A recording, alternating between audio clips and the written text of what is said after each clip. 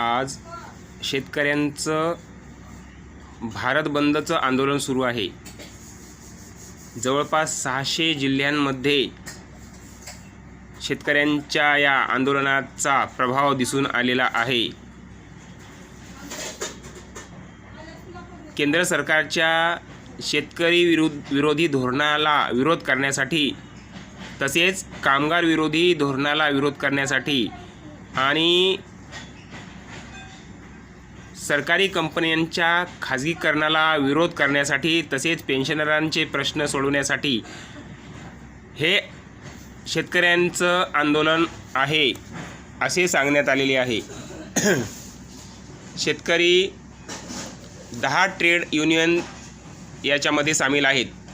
याच्यामध्ये शेतकरी, शेतमजूर, इतर कामगार, अंगणवाडी सेविका, पेन्शनर असे सर्व स्तरावरचे कामगार आणि शेतकरी मिळून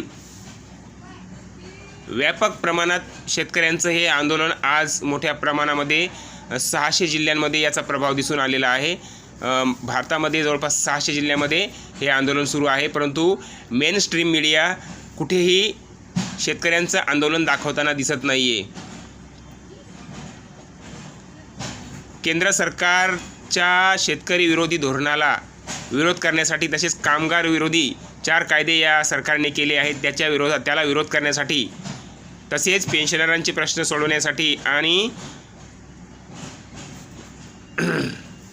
सरकारी कंपन्यांचं खाजगीकरण थांबवण्यासाठी हे आंदोलन असल्याचे शेतकरी संघटनांकडून सांगण्यात येत आहे। साथियो, आपल्या सर्वांना माहीतच आहे, सध्या 2014 पासून भारतीय जनता पक्षाचं सरकार आहे केंद्रामध्ये आणि देशातल्या अनेक राज्यांमध्ये, परंतु या सरकारने कामगारांच्या विरोधात कायदे केलेले आहेत, शेतकऱ्यांच्या विरोधात कायदे केलेले आहेत। शेतकऱ्यांना MSP गॅरंटी द्यायला तयार नाही आहे हे सरकार। भूमी अधिग्रहण कायद्याच्या अंमलबजावणी करत नाही हे सरकार। त्यात शेतकऱ्यांना न्याय देत नाही आहे।